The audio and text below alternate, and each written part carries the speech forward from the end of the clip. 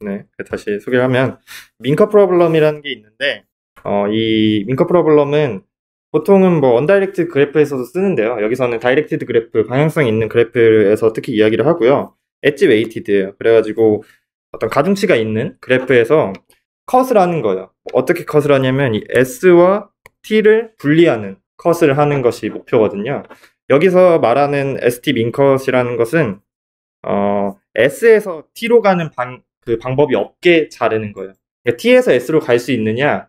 이거는 고려사항은 아닌데요. 근데 여기서는 어쨌거나 나중에 이제 맥스플로우 민컷을 할 때는 항상 T 쪽에서는 들어오는 것만 있을 거기 때문에 뭐 큰 문제는 되지 않습니다. 하여튼 A와 B 영역으로 나눠가지고 그걸 자르는 건데 이 경우에 지금 이렇게 잘라본다라고 지금 이야기를 하는 거예요. 이렇게 잘랐을 때 우리가 계산해야 될 건 뭐냐면 이 자르는 엣지들의 가중치들의 합을 고려를 하는 거예요. 이 경우에 15, 15 해가지고 30이잖아요. 그러면은 이 엣지를 자르는데 30의 힘이 든다라는 거고 민컷이라는 것은 이걸 얼마나 줄일 수 있을까, 최소화를 어떻게 할 수 있을까에 대한 문제입니다. 예를 들어 계속 예를 보면 A를 이렇게 세 개 이 검정색 부분으로 나누고 흰색 부분으로 나눴을 때 이렇게 자르면 34의 양이 든다는 거예요. 그럼 이 경우에는 아까 처음보다 더 안 좋죠. 근데 중요한 것은 B에서 A로 가는 엣지는 고려하지 않는다는 거예요. 항상 A에서 B로 가는 방향만 고려를 합니다. 이 경우에는 18, 10 해가지고 28만큼 해가지고 자를 수가 있어요. 이 경우에는 당연히 미니멈이 될 수 있다라는 거고, 그래서 이것을 어떻게 우리가 최적화해서 찾을 수 있을까가 우리에게 주어진 문제입니다. 애플리케이션을 좀 보면 이 과거에 2차 세계대전, 뭐 1차 세계대전 이렇게 있었잖아요. 여긴 지금 소비에트 그 연방에서 한 이야기를 하는데 여기가 동유럽이래요. 동유럽에서 보급을 하잖아요. 전쟁을 하면 언제나 본진이 있고 원래 전선이 있다 라고 했을 때 우리가 적군이라면 뭐 철도 같은 걸 통해서 일단 보급을 하잖아요. 보급 같은 경우는. 그럼 그 철도를 어떻게 잘 끊어야 적들의 보급을 완벽하게 막을 수 있을까가 중요한 문제인 거예요.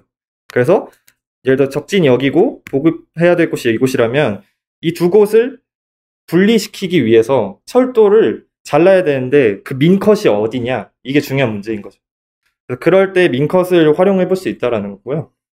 또 다른 예시로는 이거는 이제 거버먼트 인파워라는 거는 독재 정부 생각을 하시면 좋을 것 같아요. 그래서 예를 들어 독재 정부가 있을 때 그 다른 사람들과의 커뮤니케이션을 끊어야 되잖아요. 중국 같은 경우는 뭐 이런 거 해준 거죠. 유튜브 뭐 이런 거 다 막잖아요. 그러면은 그런 것들을 어떻게 해야 효율적으로 외부와의 접촉을 차단시킬 수 있을까에 대한 문제도 마찬가지로 민컷을 활용하면 좋을 거예요. 민컷을 이런 식으로 활용한다는 거고, 또 다른 문제로는 이제 맥스플로우 프로블럼이 있습니다. 맥스플로우 프로블럼도 마찬가지로 엣지 웨이티드, 다이렉티드 그래프에서 나오는 건데 이 경우에는 얼마나 더 많은 그 플로우를 흐르게 할 수 있는가에 대한 문제예요. 그래서 여기서 이제 조금 전제가 추가되는데요. 제약 조건이 추가되는데 먼저 우리 엣지 이 웨이트 있잖아요. 이 가중치를 캐패시티로 본다는 거예요. 그래서 최대 10만큼 흐를 수 있어 라고 판단을 하고, 그리고 플로우라는 것도 이제 우리가 정의를 합니다. 그래서 10 중에 10이 흐른다 라는 개념으로 이해를 하시면 좋을 것 같고요. 근데 이것이 우리가 원하는 대로 막 흐를 수 있느냐? 그렇지 않아요. 왜냐면 어디선가에 병목이 있을 수 있기 때문이에요. 그래서 그런 것들을 정의하기 위해서 제약 조건을 말하는데요. 먼저 캐파시티 컨스트레인트입니다. 그래서 이거는 절대 이 플로우가 이 캐파시티를 넘을 수 없다는 거예요. 당연한 거죠. 그리고 두 번째는 로컬 이퀄리브리움인데요. 이거는 뭐 기억해두면 나중에 이게 계속 나오는데 인플로우하고 아웃플로우가 반드시 같아야 된다는 거예요. 무슨 말이냐면 V를 했을 때 V로 지금 5 해가지고 10이 들어오잖아요. 그러면은 반드시 나갈 때도 10으로 나가야 된다는 거예요. 만약 10이 들어왔는데 15가 나가거나 뭐 10이 들어왔는데 5가 나가거나 그럴 수는 없겠죠. 반드시 로컬 이퀄리브리움이 그 성립을 해야 된다는 거고요. 그리고 밸류라는 것은 결국 T에 들어오는 인플로우가 됩니다. 그러니까 S랑 T는 좀 예외죠. 뭐냐면 S는 인플로우가 없고 T는 아웃플로우가 없어요. 뭐 제 딴에는 그냥 약간 이런 그래프를 상상하면 좀 좋다라고 생각을 하는데 그러면 좀 다 정의가 되죠. 근데 어쨌거나 우리 편의상 S랑 T는 인플로우가 아웃플로우 둘 중에 하나가 없고 T로 들어오는 양이 우리가 알고 싶은 밸류예요. 흐름이겠죠, 결국. T로 들어온다는 것이. 그래서 이것을 맥시멈으로 만드는 게 맥스플로우의 문제입니다. 그럼 이 맥스플로우의 문제는 어떤 문제가 있냐면, 또 아까 그 전쟁에서 이번엔 맥스플로우는 어떤 거냐면 우리 아군의 진영이라고 생각을 해볼 수 있는 거예요. 그래서 본진이고 보급을 해야 돼요. 근데 여기에 막 보급을 넣어야 되잖아요. 어떤 철로들을 이용해서 효율적으로 넣을 수 있는가, 또 그런 문제에 부딪힐 수 있잖아요. 최적으로 했을 때 과연 얼마만큼의 보급을 할 수 있는가의 문제로 바뀔 수가 있어요. 그렇게 따졌을 때 이 맥스플로우를 계산을 하면 우리의 최적 보급량 그리고 경로까지 확인을 할 수 있기 때문에 이런 데 쓰일 수 있다는 거고요. 이번 반대예요. 또 독재정부가 아니라 자유정부를 만약 만든다 했을 때 우리는 자유정부스럽다라고 말한다는 건 모든 사람들의 커뮤니케이션이 활발하게 이루어져야 되는 거잖아요. 즉 커뮤니케이션이 맥스플로우가 돼야 돼요. 그럴 때 이런 상황에서 그거를 확인할 수 있다는 거고요. 여기서 이제 약간 눈치를 챌 수 있는데 결국 결론적으로 맥스플로우와 민컷은 동일한 문제입니다. 정확히는 동일하진 않은데요. 플로우와 컷의 문제는 동일한 문제는 아닌데 증명을 하다 보면 절대 맥스플로우는 민컷을 넘을 수 없다라는 그 증명이 돼요. 그래가지고 맥스플로우와 민컷이 동일한 걸 찾으면 그 둘은, 그러니까 정확히는 컷과 플로우를 동일한 게 찾으면 그 둘은 맥스플로우와 민컷이다 라고 이야기를 할 수 있게 되는데요. 이 경우에는 그렇게 좀 깊게 들어가진 않고 맥스플로우를 찾을 수 있는 상황에서 그런 것들을 어떻게 찾는지 이야기를 좀 해보려고 합니다.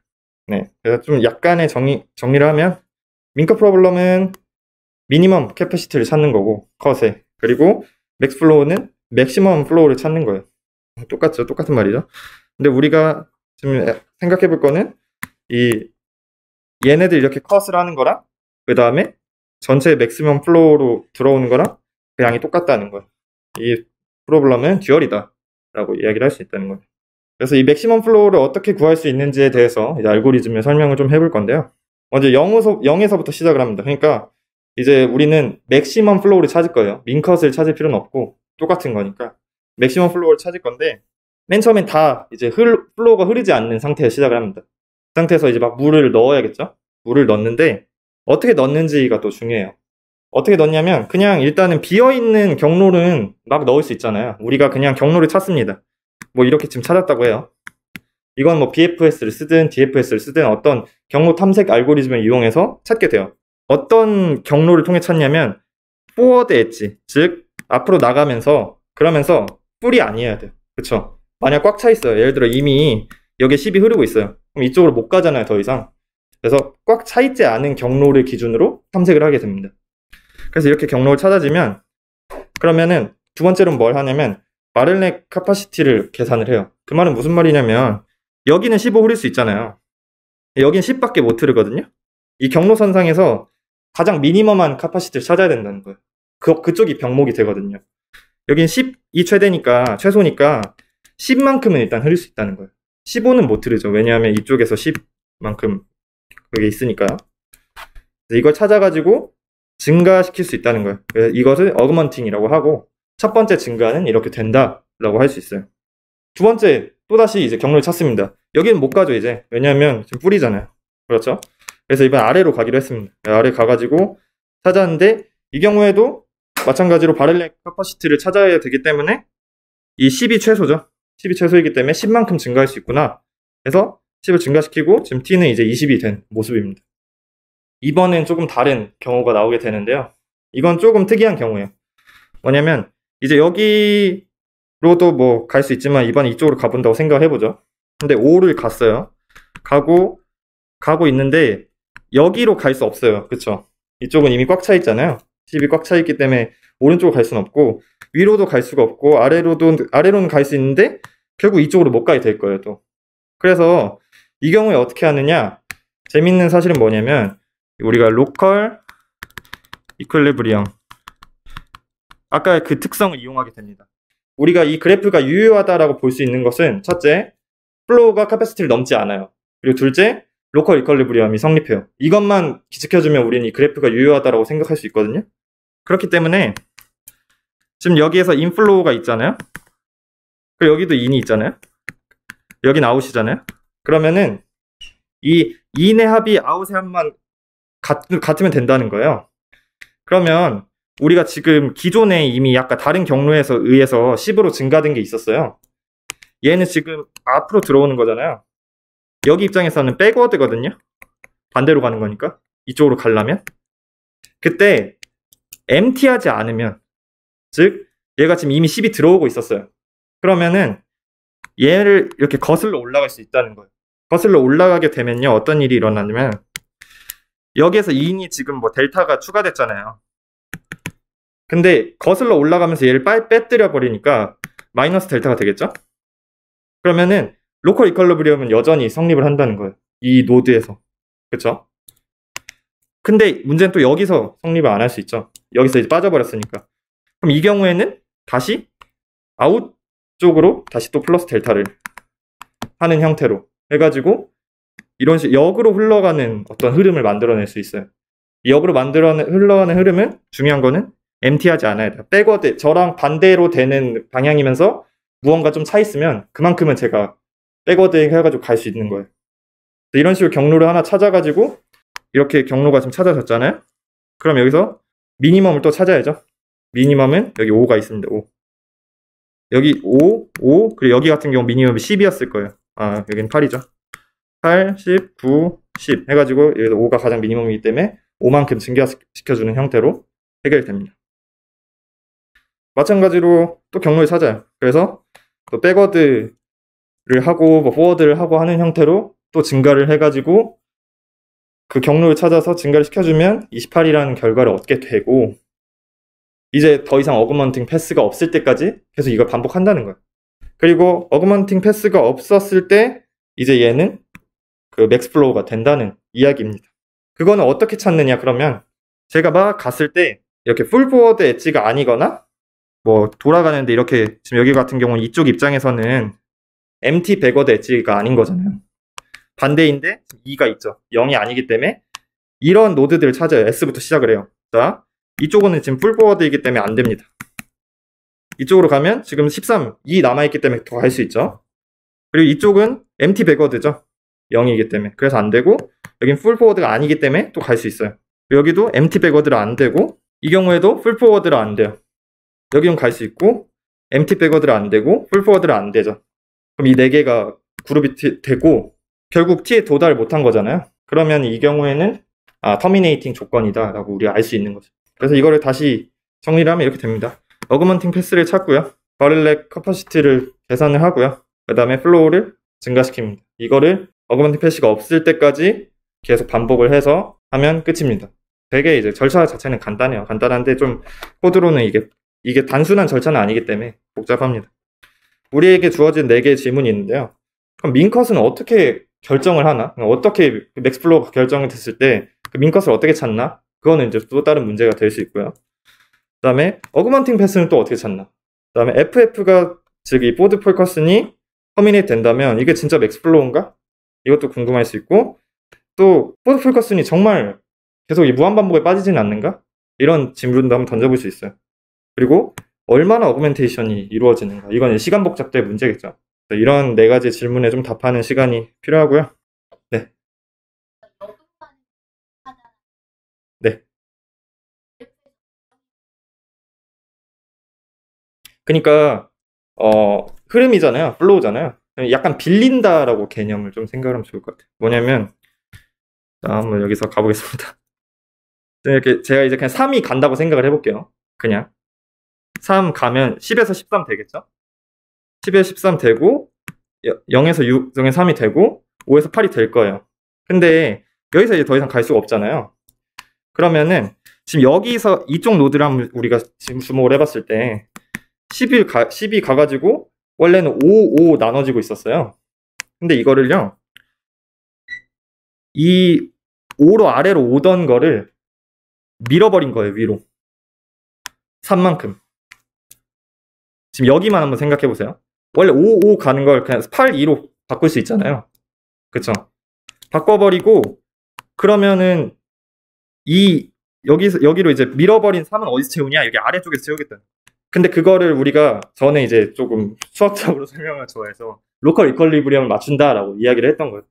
그래서 어쨌거나 이제 전제에 전혀 제약 조건에 문제가 되지 않으니까 이런 일을 할 수 있다는 겁니다. 그래서 이제 맥시멈 플로우와 미니멈 컷에 대해서 그 어떤 관계를 좀 이야기를 해볼 건데요. 넷 플로우 어크로스라는 게 있어요. 이건 무슨 말이냐면 횡단하는 흐름 플로우라고 생각을 하면 좋을 것 같은데 A와 B 사이에서 A에서 B로 얼마만큼 가냐라는 걸 이야기하는 거거든요. 이 경우에 지금 검은색 노드와 흰색 노드 사이에서 얼마만큼의 플로우가 이동하느냐가 이제 넷 플로우 어크로스입니다. 그래서 이 경우에는 A에서 B로 가는 것만 생각을 하면 돼요. 5, 10 해가지고 25만큼 이동하더라 라는 걸 확인할 수 있습니다. 반면에 이제 여기가 A고 이쪽이 B라고 했을 때도 마찬가지로 15, 10 해가지고 25가 흐르다라고 이야기를 할 수 있고요. 근데 조금 복잡한 경우가 있어요. 이 경우에는 조금 더 다른 작업을 해줘야 되는데 그건 뭐냐면 B에서 A로 가는 흐름을 빼줘야 된다는 거예요. 자, 한번 해볼게요. 지금 검은색이 이렇게 4개 이렇게 있고요. 여기를 A라고 할게요. 흰색을 B라고 하고 그러면 A에서 B로 가는 흐름은 10 그리고 10 여기도 10 있고요. 그리고 이쪽에서도 10이 있고 이쪽에서도 5가 있습니다. 나머지는 0이라서 그래서 총 35가 돼요. B에서 A로 가는 흐름도 있어요. 여기 지금 5가 있고요. 5가 있어요. 그리고 나머지는 0이에요. 지금 이 파란색 엣지들 중에. 여기가 10이죠. 그래서 B에서 A로 가는 흐름은 반대로 가는 거잖아요. 그렇기 때문에 빼줘야 돼요. 그렇죠? 그래서 이걸 계산을 해가지고 25 얻을 수 있다는 거. 그래서 이렇게 넷 플로우 어크로스는 이렇게 정의가 되는 거예요. A에서 B로 가는 흐름 더하기 빼기 B에서 A로 가는 흐름 정의되는데 지금 여기서 눈치채셨겠지만 다 25예요. 그렇죠? 넷 플로우 어크로스는 어떻게 A와 B를 나누든 간에 전체 플로우와 동일합니다. 그 이유는 왜 그러냐면요. 여기서 그냥 증명을 하는데 우리가 한번 T라는 S에서 T로 간다라고 했을 때 여기를 A라고 하고 B라고 해보죠. 맨 처음엔 T만 있었어요. 그쵸? 그럼 여기로 가는 거는 전체 플로우겠죠. T한테 가는 건 결국 정의상 전체 플로우잖아요. 그리고 여기서부터 시작을 해가지고 여기에 어떤 노드가 있다고 했을 때 뭐 K라고 해보죠. K를 이제 B 집단에 추가를 합니다. 그러면은 로컬 이퀄리브리엄에 의해서 얘의 아웃플로우는 여전히 이제 이렇게 가고 인플로우는 또 똑같잖아요. 얘네들이 서로 상쇄가 되면서 계속 똑같은 플로우를 유지하게 됩니다. 그리고 또 다른 좀 특성을 이야기를 하면 이건 이제 당연한 건데 어떤 컷이 있어요. 어떤 컷이 있을 때 얘는 지금 15, 15만큼 갈 수 있잖아요. 그러면은 이 전체 흐름, T로 가는 흐름에서는 절대 이 컷의 캐파시티를 넘을 수 없다는 거예요. 그건 당연한 거죠. 왜냐하면 어떤 집단에서 이렇게 간다고 했을 때 여기에 컷이 이렇게 있을 때 여기에 반드시 거쳐야 되는데 이쪽 캐파시티를 넘는 플로우가 갈 수는 없겠죠. 여기 아무리 들어와도 이쪽 나갈 때는. 그래서 이런 어떤 캐파시티 특정한 컷에 대해서 그 캐파시티를 넘을 수 없다라는 전제가 또 있고요. 이제 진짜 맥시멈 플로우와 맥스 플로우와 민컷 시어럼이 나옵니다. 그래서 어그먼팅 패스 같은 경우는 이 시어럼 같은 경우는 만약 어그먼팅 패스가 없다. 즉 우리가 더 이상 플로우를 증가시킬 수 없다. 그럼 걔는 맥스 플로우죠. 그 다음에 이 맥스 플로우랑 민컷의 캐파시티는 동일하다. 즉 민컷을 우리 잘랐을 때 그 자르는 비용, 걔네들의 용량은 결국 맥스 플로우가 된다라는 걸 이야기를 하는 거고 이건 사실 직관적으로 이해해 볼 수 있죠. 아까 제가 이런 그림을 그렸었는데 어떤 흐름들이 막 와요. 그래도 나가겠죠? 여기에 민컷이겠죠. 당연히 이쪽을 자르는데 맥스 플로우도 마찬가지예요. 당연히 여기에서 지나갈 수 있는 흐름만큼만 갈 수 있겠죠. 그래서 맥스 플로우와 민컷이 당연히 듀얼이라는 이게 되는 거고요. 그래서 여기서는 좀 세 가지 어떤 명제를 이야기를 하는데 이 어떤 플로우 F에 대한 명제입니다. 그래서 이 세 가지 명제가 있어요. 어떤 컷일 때 캐퍼시티가 F랑 동일하다, F가 맥스 플로우다, 그 다음에 F에 대해서 어그먼트 패스가 더 이상 없다. 이 세 가지는 동치라는 거. 그래서 이거 하나하나 증명을 하는데요. 첫 번째로는 어떤 캐퍼시티를 잘랐는데 어떤 컷을 잘랐는데 그 캐퍼시티랑 F랑 동일하다. 근데 우리가 아까 정의상 F는 절대 그 두 개의 컷의 캐퍼시티를 넘을 수 없었거든요. 근데 동일하다라는 거는 이하이기 때문에 결국 F가 맥스가 된다라는 이야기입니다. 그래서 1번에서 2번 가는 건 증명이 되고요. 2번에서 3번 같은 경우 맥스 플로우이다. 그러면 더 이상 어그먼팅 패스가 없다 라는 경우에는 반대로 증명을 합니다. 대우 명제를 이용해서. 만약 어그먼팅 패스가 있으면 F는 맥스플로어 아닌 거죠. 더 증가할 수 있으니까. 그쵸? 그러니까 F가 맥스플로어면 어그먼팅 패스가 없는 겁니다. 이렇게 대우 명제로 간단하게 증명할 수 있고요. 그다음 3에서 1로 갑니다. 3에서 1로 가는 게 약간은 헷갈릴 수 있는데, 이 A와 B를 이제 컷으로 나누게 되는데요. 이 S를 일단 포함을 해가지고, 아까 FF의 터미네이팅 조건으로 가는 거예요. 뭐냐면 계속 가요. No full forward 혹은 empty backward가 아닌 경우. 즉, 아까 막 타가지고 계속 갔잖아요. 그렇게 해가지고 A로 하나 두고, 그 다음에 B를 했어요. 그러면 이 사이에는 뭐냐면, 풀 포워드나 empty backward만 있겠죠. 이 A와 B 사이에는. 그럼 그 경우에는 더 이상 증가할 수가 없잖아요. 이거는 어그먼팅 패스가 없다라는 거고. 그랬을 때 여기는 풀이고 여기는 empty니까 이 컷을 했을 때 이 캐퍼시티는 결국 플로우의 합과 동일하지 않겠습니까? 그래서 3번과 1번도 마찬가지로 증명이 된다 라고 이야기를 하면 되고요. 이제 민컷을 어떻게 찾느냐, 그러면 그거를 이제 알아볼 건데, 아까 제가 말한 듯이 not full forward edge, 그 다음에 not empty backward edge에 대해서 막 움직입니다. 여기는 이제 못 가죠. 움직이고 하다 보면 결국 여기 full forward, empty, full forward, empty backward, full forward 해가지고 여기가 이제 막히게 돼요. 그럼 우리가 이렇게 BFS를 하든 DFS를 하든 이렇게 해가지고 집단을 나눴잖아요. 이 집단으로부터 붙어있는 full forward, empty backward를 찾으면 여기가 민컷이 된다는 거죠. 그 중에 특히 우리는 앞으로 가는 것만 고려를 하니까 이 중에서 full forward만 고려하면 되겠죠. 그래서 여기에서의 민컷은 결국 얘랑 얘 이렇게 세 개를 찾으면 민컷이 된다라는 것을 우리 알 수 있습니다. 맥스플로어를 찾으면 민컷은 쉽게 찾을 수 있겠죠. 그래서 우리가 이제 질문들 답변을 좀 어느 정도 할 수 있는데, 민컷은 찾기 쉬워요. 그냥 찾으면 돼요. 맥스플로어 찾았을 때. 그리고 어그먼팅 패스를 찾는 방법은 좀 이야기를 안 했는데 VFS가 잘 동작을 한다고 합니다. 그 다음에 아까 위에만 증명을 했고요. 이 경우에는 사실 아닌 경우도 있다고 해요. 근데 그 정수로만 이루어진, 그리고 뭐 음수에 그런 게 없다거나 그런 경우에는 잘 터미네이팅이 된다고 합니다. 그래서 이건 이제 스페셜 케이스 같은 경우는 인티저 1에서 U 사이에 플로우 커패시티만 있다는 거고, 그 다음에 여기서 이 포드 프리퀀스 알고리즘에 대해서 그냥 좀 특성을 이야기하는 거예요. 이 바렐렉 커패시티도 당연히 인티저가 될 거고, 그리고 우리가 플로우가 항상 증가하거나 감소할 때 이 바틀렉 카파시티로만 증가하거나 감소한다는 거예요. 그렇죠? 또 다른 거는 우리가 이 맥스 플로우가 예를 들어 200이다.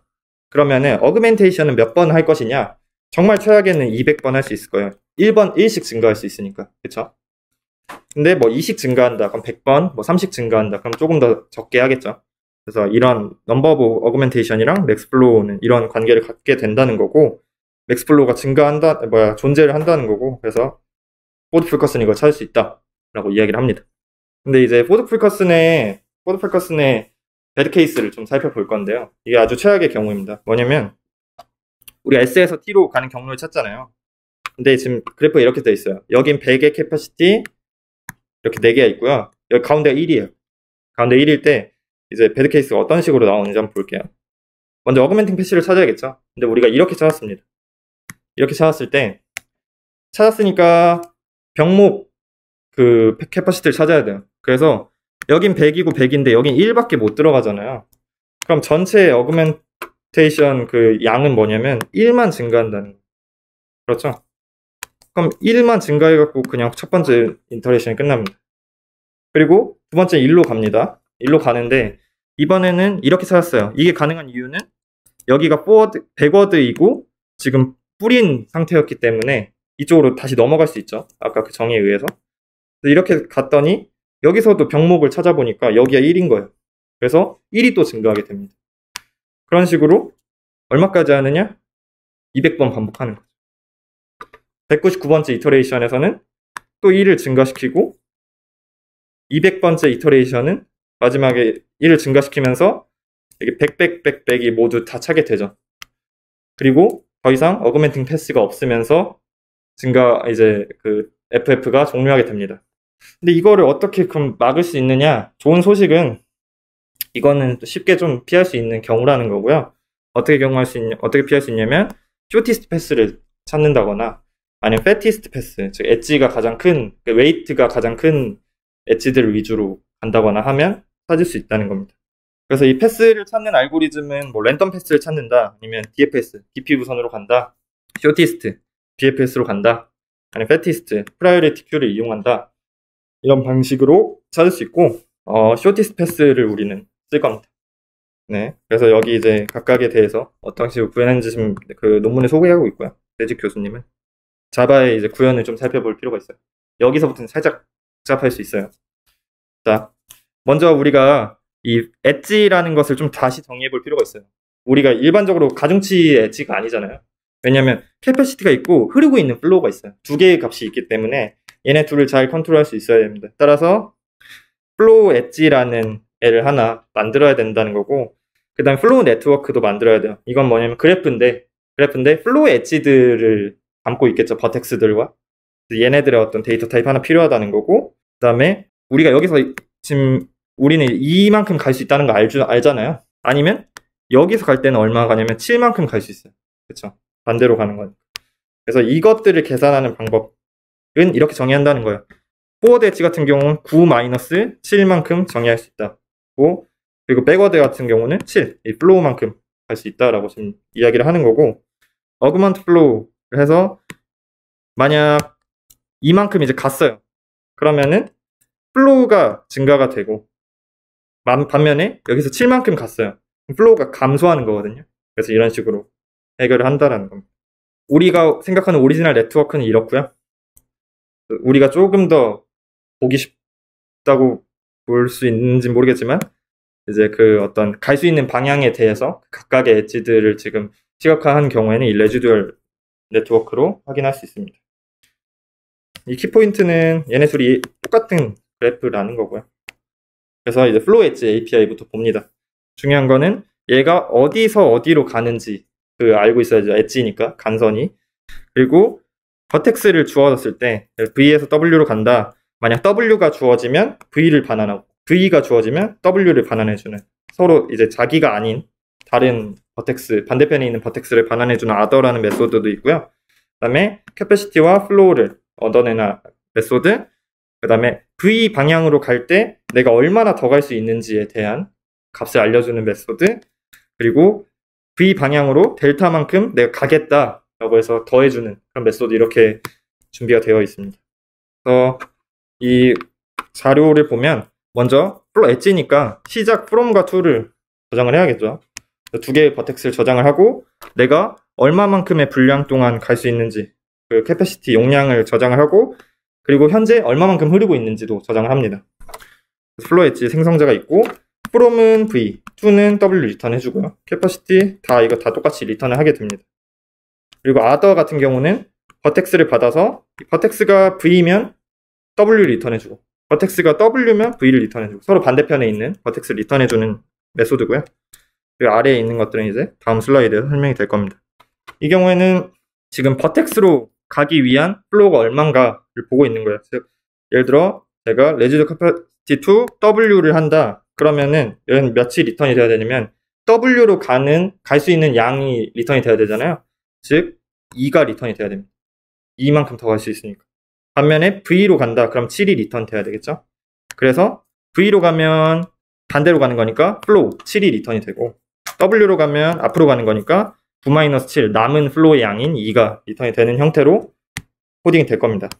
그리고 레지듀얼 플로우도 마찬가지예요. 그래서 만약 V로 간다고 내가, 그러면은 플로우가 빠지는 거죠. 반대로 가는 거니까. 그래서 마이너스 델타가 되고, W로 간다. 그럼 순방향으로 내가 더 많이 가는 거니까 플러스 델타가 됩니다. 그리고 이러한 플로우 엣지들을 버텍스와 함께 관리하는 플로우 네트워크라는 자료형이 하나 더 필요하고요. 이게 이제 그래프에 해당하게 되겠죠. 그래서 V만큼의 어떤 버텍스를 가진 그래프를 생성하고 엣지를 넣고, 그 다음에 인접 리스트를 통해서 각각의 엣지들을 관리하는 형태로 이 자료형이 구현이 될 거예요.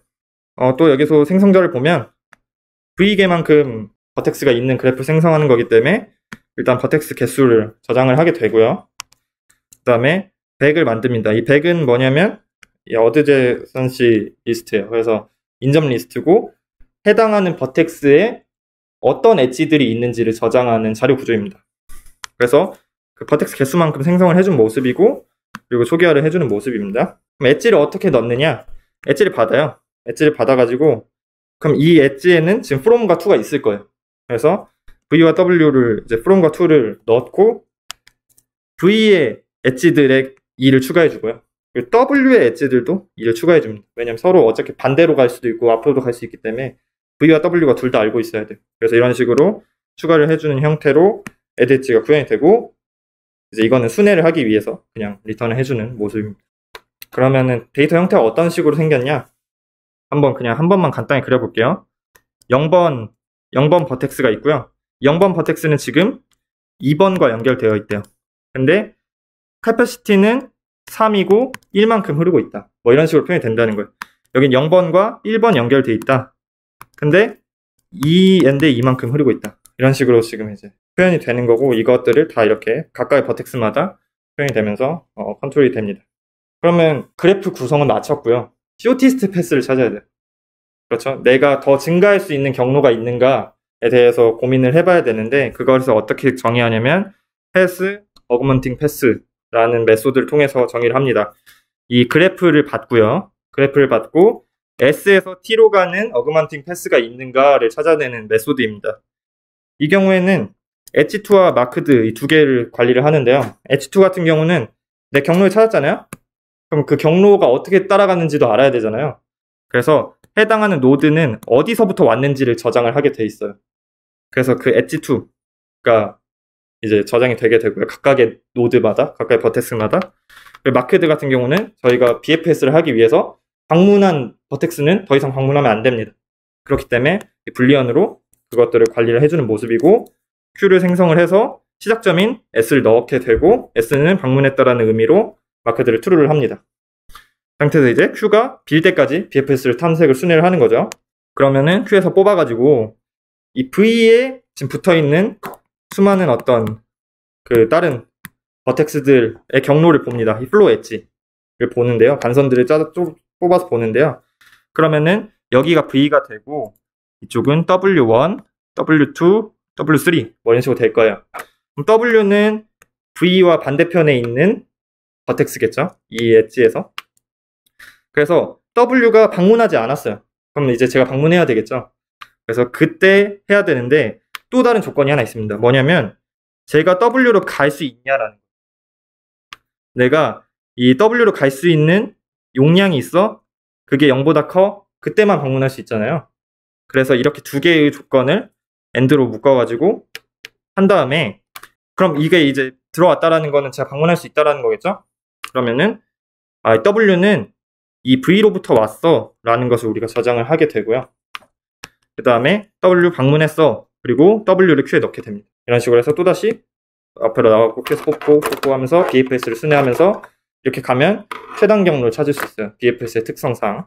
그러고 마지막에 이 마크드 T를 리턴하게 되는데요. 이 경우에는 T는 지금 목적지죠.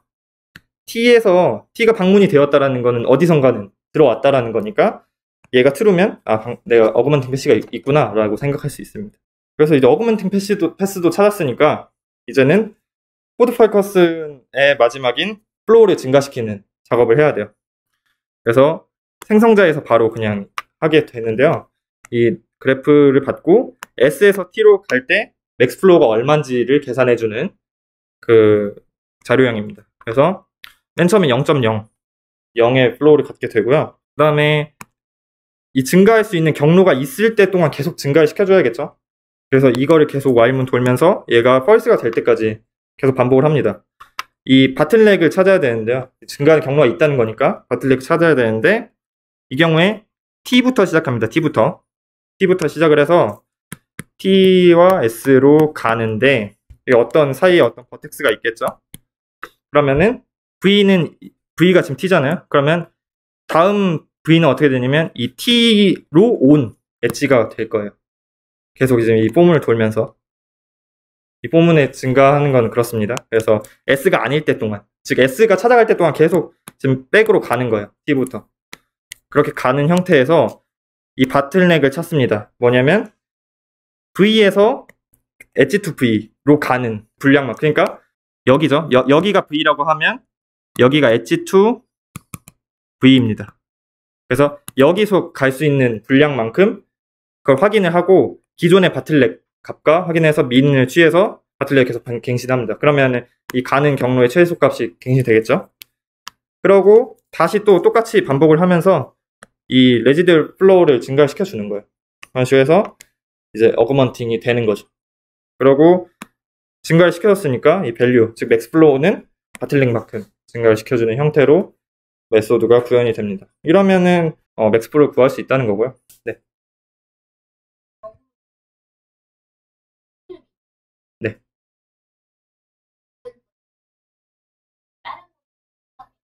네. 이렇게 넘어가잖아요. 근데 이거는 일단은 맨 처음에 저희가 BFS 할 때는 넘어갈 수 있느냐 없느냐만 확인해요. 이게 몇이냐는 중요치 않아요. 그냥 1보다 1 이상이다. 그럼 이쪽 경로 갈 수 있는 거예요. 그쵸? 그렇게 해가지고 T까지 도달할 수 있는지만 확인합니다. 그게 먼저 우선이고, 도달하게 되면 도달한 경로를 얻을 수 있잖아요. 그럼 그때 이제 바틀넥을 계산을 하게 되거든요. 쫙 돌아가면서. 그래서 그때 이제 최소값이 플로우로 결정이 됩니다. 저희가 애드할 수 있는 플로우로 결정이 되기 때문에 얘네 값이 몇이냐? 이건 중요하지 않고요. 0보다 크냐만 중요해요. 그렇게 해서 찾게 됩니다. 아니 1이든 2든 3이든 이게 상관이 없다라는 의미예요. 네, 그냥 이렇게 가고 얘도 8만 아니면 돼요. 0에서 7 사이기만 하면 일단 갈 수 있잖아요. 1이라도 최소. 그렇게 해서 경로를 찾고 네. 네. 네, 실제로 가는 경우는 이제 T까지 경로가 확정이 됐을 때 그때 제가 얼마만큼 갈 수 있는지를 결정을 하고 그만큼 이제 또 돌면서 빼거나 더해주거나 합니다. 그래서 이 맥스플로우 민컷 애플리케이션은 정말 많아요. 이게 그래프 기반 알고리즘이고 굉장히 유용해 보이죠. 사실 누가 봐도. 그래서 여기서는 두 개를 좀 소개를 하는데 예시로는 이 바이팔타이트 매칭 해가지고 예를 들어 둘이서 뭐 소개팅을 한다거나 그런 거죠. 우리 화살에 막 쏘잖아요. 그러면 그게 다 서로 맞을 수 있는가 그런 문제고 베이스볼 엘리미네이션 같은 경우는 우리 뭐 리그 경기할 때 특히 우리 월드컵 같은 거 하면 예를 들어 뭐 경우의 수 이런 거 하잖아요. 한국이 16강 진출하기 위해서 뭐 누구가 몇 승 해야 되고 누가 뭐 몇 패해야 되고 그런 것들을 결정할 수 있는 알고리즘이에요. 그래서 최대한 뭐 이 팀은 그냥 절대 뭔 일이 벌어져도 무조건 탈락한다. 그런 거를 결정할 수 있어야 되잖아요. 그런 때 이제 엘리미네이션이 되냐 안 되냐 안 되냐를 결정할 수 있는 알고리즘 또 맥스플로우입니다. 바이팔타이트 매칭 프로블럼. 그래서 이제 소개했으니까 간단하게 그냥 짚고 넘어갈게요. 앨리스는 뭐 어도비, 아마존, 구글 가고 싶어하고 아주 훌륭한 인재들이죠. 그리고 어도비, 아마존 뭐 이렇게 다 하고 싶어 하는데 이 각각의 회사는 한 명만 뽑는 거예요. 그래서 이 5명이 전부 다 취업을 할 수 있을까? 잘 취업을 하면 그런 문제가 될 거고요. 이거를 어떻게 맥스플로우 민컷으로 할 수 있냐면 조금은 이제 변형을 해가지고 잘 응용을 해가지고 할 수 있습니다. 뭐냐면 이 바이팔타이트 그래프가 되잖아요. 그러면은 얘네들을 서로 일종의 다이렉티드 그래프로 보는 거예요. 그래가지고 이제 여기에 캐파시티는 무한이 됩니다. 무한. 그냥 어떻게든 많이 갈 수 있는데 여기서 이제 또 다른 그 응용을 하게 되는데 이 스튜던트가 있고 컴퍼니가 있는 거예요. 근데 지금 스튜던트는 하나의 회사에만 취업할 수 있잖아요. 그 말은 무슨 말이냐면 인플로우가 1이라는 거예요. 내가 단 하나의 회사만 갈 수 있게. 그렇죠? 그런 식으로 이제 각각을 1로 설정을 하게 되고요. 마찬가지로 회사도 한 명의 사원만 뽑을 수 있잖아요. 그래서 회사의 아웃플로우를 1로 설정하는 거예요. 그랬을 때 맥스플로우 알고리즘을 돌려가지고 T가 5냐? 물어보면 그럼 T가 5면 전부 다 할 수 있는 거고 아니면 아닌 거죠. 그래서 이런 식으로 이 맥스플로우 민컷 알고리즘을 이용해서 이런 것들을 할 수 있다는 거고 네. 그래서 이렇게 결과가 나온다는 거죠. 그러면 어떤 식으로 해야 우리가 최선의 경우를 가질 수 있는지 응용해서 확인할 수 있다는 거예요. 그러면 그렇지 않은 경우도 있어요. 5명의 회사가 있는데 4명의 그 직원만 채용을 할 수 있는 그런 경우가 있는데 그때는 민컷을 이용해서 왜 그런지를 알려줄 수 있다는 거예요. 지금 여기 보면 검은색과 흰색으로 나뉘었죠. 이게 A와 B의 민컷이 되거든요. 이따가 좀 설명드릴 거지만 그때 이 스튜던트 사이드에 이 검은색 그리고 컴퍼니 사이드에 검은색 보면은 지금 얘네들이 잘 보면은 2는 7번, 10번만 원하고요. 4도 7번, 10번, 5도 7번, 10번만 원해요. 그럼 당연히 이 중에 한 명은 취업을 못하지 않겠어요? 그 이유를 이제 우리가 시각화할 수 있다라는 거죠. 이렇게 링컷을 이용하면. 그래서 시각화를 할 때 잘 쓸 수 있다는 거고, 실제로는 어떤 식으로 되냐면 맥스플로어 알고리즘 했을 때 이렇게 결과가 나왔다고 생각을 해볼게요. 민컷을 찾는 거는 다시 한번 찾아보자면 풀 포워드 뭐죠? 엣지가 아닌 경우랑 그리고 empty 백워드 엣지가 아닌 경우를 쫙 타고 갈 거예요. S부터. 여기는 지금 다 풀 포워드 엣지이기 때문에 갈 수 없고요. 풀 포워드 엣지가 아닌 경우는 갈 수 있어요. 가게 되고 마찬가지로 7번과 10번도 갈 수 있습니다. 아직 아무 플로우도 없으니까. 그리고 백워드로도 갈 수 있어서 사실 여기도 이렇게 갈 수 있습니다. 마찬가지로 4번도 이렇게 갈 수 있습니다. 그러면 이렇게 만들어지잖아요. 얘네들을 기준으로 이제 민컷을 할 수 있는 거죠. 얘네들과 붙어있는 애들만 자르는 거예요. 이렇게 자르고 뭐 이렇게 자르고 이렇게 자르고 이렇게 잘라가지고 이 4개를 자르면 민컷이 된다는 거고, 근데 그 A와 B에서 이제 포함되어 있는 애들이 그 이유를 알려준다는 거죠. 왜 이게 맥스플로어가 되지 않았느냐, 이 2, 4, 5가 70이 서로 병목이었기 때문입니다 라고 알려줄 수 있다는 거죠. 두 번째 응용은 이 NLB 같은 그 베이스볼 경기에서 누가 이제 우승을 못하냐, 그것들을 좀 이야기하는 건데, 지금 보시면 몬트리올은 지금 77승이에요. 근데 3경기밖에 안 남았어요. 이 경우에는 우리가 직관적으로 3경기 다 이겨도 아틀란타를 이길 수는 없겠죠. 그렇기 때문에 엘리미네이트 된다는 거예요. 몬트리올 같은 경우는. 마찬가지로 필라델피아도 지금 3경기 남았거든요. 3경기 다 이겨요. 만약 다 이겨서 83승 됐어요. 아틀란타가 중요하겠죠. 근데 아틀란타가 지금 8경기 남았는데 6경기가 다 뉴욕과 경기를 해요. 보시면 아틀란타와 뉴욕이 서로 6경기가 잡혀 있습니다. 근데 만약 아틀란타가 6경기 다 이겨요. 그러면 84승이 되죠. 한 판이라도 져요. 그럼 아틀란타가 84승 이상이 되죠. 그래서 필라델피아는 83승이니까 어쨌거나 못 이긴다는 거예요. 그래서 필라델피아도 엘리미네이트 된다. 우승할 수 없다. 근데 이거는 우리가 그냥 수학적으로 생각을 해본 거고, 여기서 얻은 관찰은 뭐냐면 얼마나 이겼냐, 뭐 얼마 몇 경기가 남았냐 뿐만 아니라 누구랑 경기하느냐가 또 중요하다는 거예요. 이 관계가 중요하기 때문에 맥스플로어 알고리즘을 써볼 수 있다는 거고, 더 이제 좀 복잡한 경기를 가져왔어요. 이 경우에서 디트로이트가 우승을 할 수 있느냐, 여기서 보면은 86패고 49승이죠. 여기 뉴욕은 75승인데 이건 실제 경기 기록입니다. 27개의 경기가 남았는데, 이게 좀 약간의 설명을 드리자면 이 NLB는 디비전이라는 게 있어서 여긴 지금 한 디비전, 어떤 동부 이스트 디비전이고 또 다른 디비전들이 있습니다. 그래서 이 디비전 내부에서도 경기를 하고요, 외부에서도 경기를 하는 것 같아요. 그래서 내부에서는 지금 이렇게 경기가 남아있고 외부의 경기 합쳐가지고 지금 27판이 남아있다, 뭐 이런 식이에요. 근데 순위는 이제 내부에서 또 뽑는 거죠. 그랬을 때 이 디트로이트가 과연 이길 수 있는가? 27경기를 다 이겨도 76승이라는 거예요. 근데 나머지 지금 이 뉴욕의 한 경기도 못 이기는 경우는 없겠죠. 28경기 중에서. 네, 하여튼 이런 상태에서 뭐 디트로이트는 하기 어렵다라는 거고, 근데 이거는 그냥 좀 어렵잖아요, 사실 이 정도 보면. 그래서 이것도 그래프를 이용해서 해결해 볼 수 있다는 거예요. 뭐냐면 저희는 지금 궁금한 건 디트로이트잖아요. 그럼 이 4번 팀은 그냥 제외를 합니다. 제외를 하고요. 어떻게 하냐면 나머지 0번부터 3번 팀 사이의 경기를 쭉 보는 거예요. 0번부터 1번, 0번과 2번, 0번과 3번, 1번과 2, 1, 3, 2, 3 이렇게 해가지고 총 6개의 조합이 만들어지겠죠? 얘네들이 남아있는 경기수가 있을 거예요. 그쵸? 그거는 여기에 있겠죠, 다. 이것들을 이용해서 얘네들이 남아있는 이걸 이제 플로우 캐퍼시티로 두고요. 그 다음에 얘네들끼리는 이제 몇 승을 하든지 상관이 없으니까 다 무한대로 두고, 뭘 하냐면 이 여기 캐퍼시티가 정말 중요한데요. 이거 어떻게 결정을 하냐면 지금 디트로이트의 승리, 4번 팀의 디트로이트의 승리랑 남은 경기 있죠. 남은 경기에서 얘네들의 가능한 승리를 뺀다는 거예요. 얘네들이 한 승리를 빼가지고 결정을 해가지고 이 캐퍼시티를 결정을 하고, 만약 그 어떤 엣지에서 맥스플로우가 나온다, 그러니까 풀 캐퍼시티가 나온다, 그러면은 디트로이트는 우승할 수 없다 라는 결론이 나온다는 거예요. 이건 뭐 이걸 도출하는 건 약간 복잡할 수도 있는데 그냥 그렇구나 생각하시면 되고요. 그래서 이런 식으로 맥스플로우 알고리즘을 사용하는 게 굉장히 이제 응용까지 가면 굉장히 여러 가지 문제에서 해결될 수 있습니다.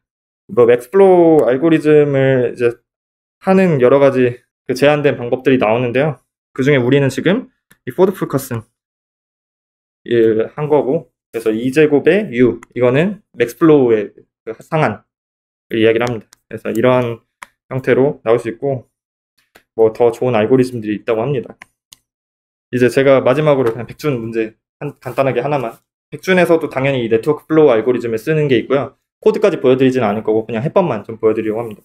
여기서는 이제 파티라고 하는데, 파티를 해요. 사람들이 파티를 하는데 각자 요리를 해와야 돼요. 요리를 해야 되는데 이제 음식의 종류가 또 있고요. 사람들이 또 번호가 있고요. 그리고 모든 음식들의 종류를 다 채우고 싶어요. 근데 각자 요리할 수 있는 게 달라요. 그래가지고 그것들을 결정하는 건데요. 한번 그림을 보면 이해가 될 거니까요. 먼저 4명의 사람이 있습니다. 4명의 사람이 있고 5개의 요리 종류가 있어요. 5개의 요리 종류가 있을 때 이제 첫 번째 사람은 4가지 요리를 할 수 있는데 1, 2, 3, 4번 요리를 할 수 있다는 거예요. 그리고 두 번째 사람은 2, 3, 4, 5번 요리를 할 수 있다는 거고, 세 번째 사람은 1, 2, 4번, 네 번째 사람은 1, 2, 3번 할 수 있다는 거예요.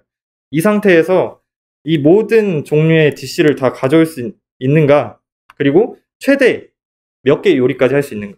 그러니까 이게 또 지금 보시면 이 2, 3이 각각의 요리를 할 수 있는 수구, 여기부터 다시 설명할게요. 뭐냐면 한 사람이 지금 이제 3개의 요리까지만 들고 올 수 있다라는 거예요. 그래서 여기를 이렇게 캐퍼시티를 조정을 할 수 있다는 거예요. 그리고 각각의 요리는 또 최대 2개만 준비가 돼야 돼요. 뭐 이런 식으로 2개, 2개, 2개, 2개, 뭐 마지막은 3개. 이런 식으로 어떤 주어진 숫자만큼 각각의 요리가 준비가 돼야 돼요. 그랬을 때 우리가 최대 몇 개의 요리까지 준비할 수 있는가? 그럼 9개는 준비할 수 있다는 거예요. 이 어떻게 잘 해가지고 그거를 계산하는 거고, 그런 형태로 이제 문제를 해결할 수 있다는 거죠. 이 네트워크 플로우 알고리즘을 써가지고.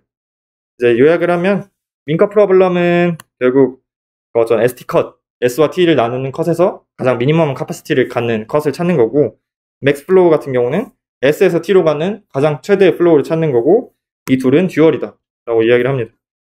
그리고 포드 프리커슨 알고리즘을 이야기를 했고요. 그리고 이 프리플로우 푸시라는 어프로치도 있다고 합니다. 근데 이제 여러 가지 좀 챌린지들이 있다고 해요. 그래서 뭐 리니어 타임에 찾을 수 있는가, 아니면은 뭐 워스트 케이스 인풋에 대해서 이것조차 좀 얻기 어려운가 봐요. 워스트 케이스 인풋 같은 경우나 여러 가지 그런 것들에 대해서 이게 굉장히 복잡한 문제이기 때문에 다양한 연구들이 이루어지고 있다라고 소개를 하고 끝냅니다. 네, 이상입니다.